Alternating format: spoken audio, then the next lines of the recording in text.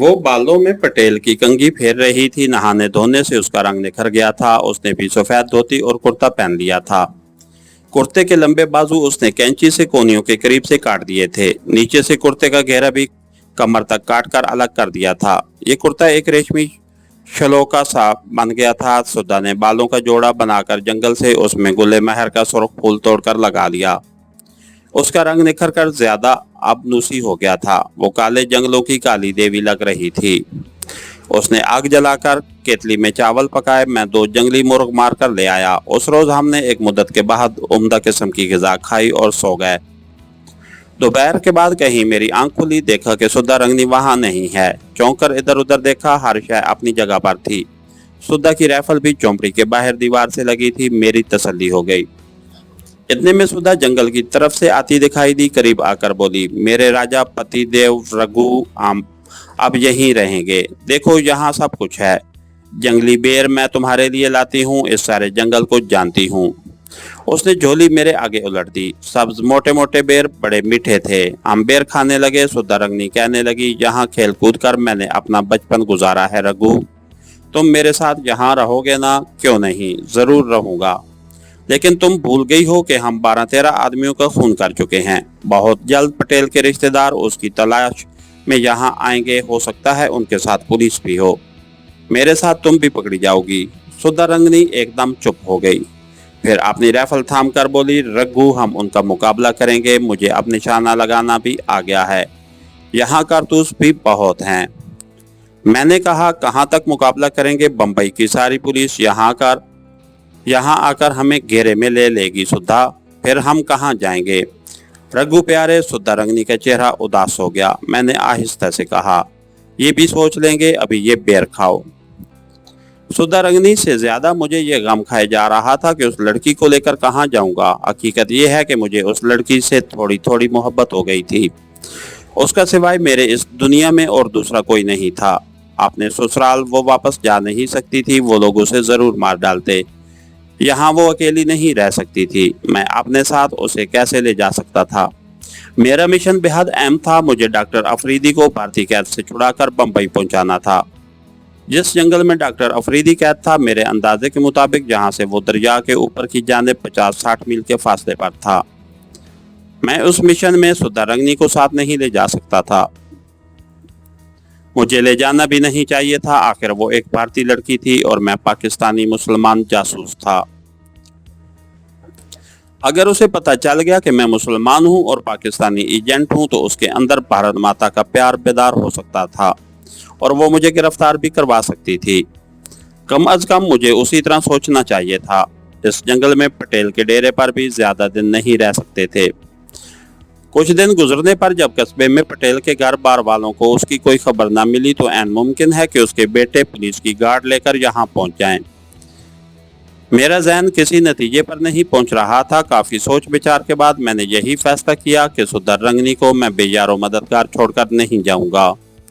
जहां तक मुमकिन हो सका उसे अपने साथ ही रखूंगा। आगे जो होगा देखा जाएगा। पटेल के डेरे पर हमें 5वां दिन जा रहा था। अभी तक उसके घर वालों की तरफ से कोई भी उसकी तलाश में नहीं आया था। एक रोज सुधा रंगनी दिन चढ़े जंगल से नारियल और बेर इकट्ठे करने चली, तो मैंने झोंपड़ी वाले टीले पर जाकर दरिया की मगरबी समत का जायजा लिया कि कहीं कोई पुलिस पार्टी स्टेमर में नहीं आ रही। टीला चौंके ऊंचा था। वहां से दरिया का किनारा शुमाल की सिमत दूर तक दिखाई देता था।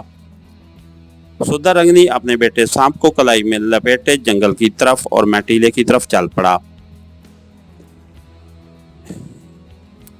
बुढ़े की झोंपड़ी टीले पर बुढ़े की झोंपड़ी के खपरेरियल एक तरफ झुक गए थे। मैंने दरिया पर दूर तक नजर दौड़ाई। दरिया की सतह दिन की रोशनी में दूर तक खाली थी। पुलिस का कोई स्टीमर अपनी तरफ आता नजर न आया था।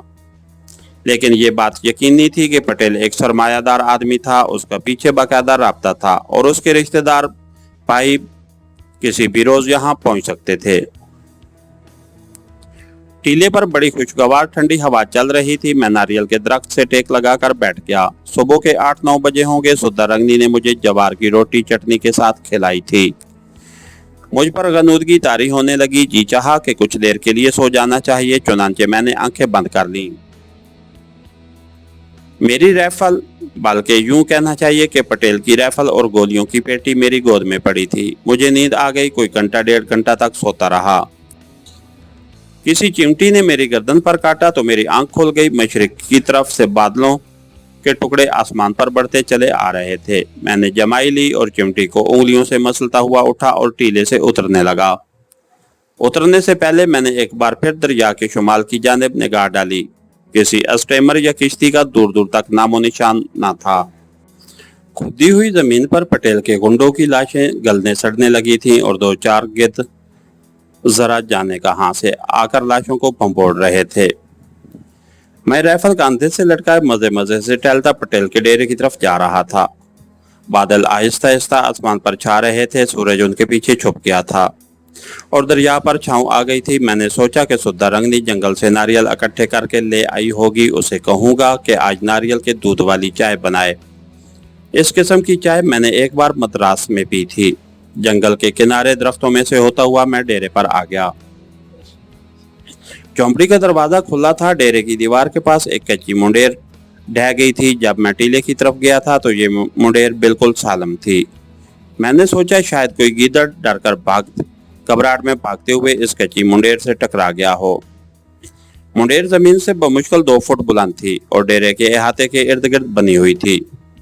अचानक मुझे जमीन पर मुंडेर की गिरी हुई मिट्टी पर घोड़े के सुम्मों के गहरे निशान नजर आए। मुझे जैसे बिजली का करंट सा लगा और मैं छलांग लगाकर मुंडेर को फांद गया। राइफल मैंने अपने हाथों में मजबूती से थाम ली। झोंपड़ी का दरवाजा खुला था। यहाँ भी घोड़ों के सुम्मों के निशान थे। मैं राइफल छिताए लपक कर झोंपड़ी में घुस गया। झोंपड़ी खाली थी, मगर उस आलम में थी कि वहां सिवाय खाली पलंग के और कुछ नहीं था। ना रेशमी बिस्तर और ना कपड़ों का बॉक्स, ना घी के कनस्तर और ना आटे चावल की बोरियां। मैं तेजी से बाहर निकल आया। समझ गया कि ये डाकुओं का कारनामा है, मगर अब मुझे सुद्धा रंगनी की फिक्र थी। वो जंगल में गई थी। घास पर कुछ दूर तक घोड़े के सुम्मों के निशान चले गए थे। आगे सुम्मों के निशान तो नहीं थे, मगर झाड़ियां घोड़ों के सुम्मों तले कुचली हुई थी। मैं बढ़ता चला गया। मैं दरख्तों की आड़ लेता कदम कदम आगे बढ़ रहा था। मैंने सुद्धा को आवाज दी, कोई जवाब न मिला। दूसरी बार ज्यादा जोर से ललकारा। जंगल में सन्नाटा ही छाया रहा। मेरी कनपटियां तक धड़कने लगी थीं। अब महसूस हुआ कि मुझे सुद्धा रंगनी से कितना प्यार हो गया था। मैं उसके लिए जान तक कुर्बान करने को तैयार हो गया था। एक जगह जंगल में नारियलों के दरख्तों का झुंड था और बेरी के जंगली दरख्त भी थे। सुद्धा रंगनी उस जगह नारियल और बेर लेने आती थी। यहाँ घास इस तरह खुदी हुई थी जैसे घोड़े इधर उधर टापते रहे हों। जमीन पर गुले महर का सुर्ख फूल पड़ा था। ये फूल सुद्धा रंगनी अपने जूड़े में लगाती थी। मैंने फूल उठाया तो वो कुचला हुआ था। मैं फूल उठा ही रहा था कि मेरी नजर एक ऐसी शय पर पड़ी कि मेरा ऊपर का सांस ऊपर ही रह गया।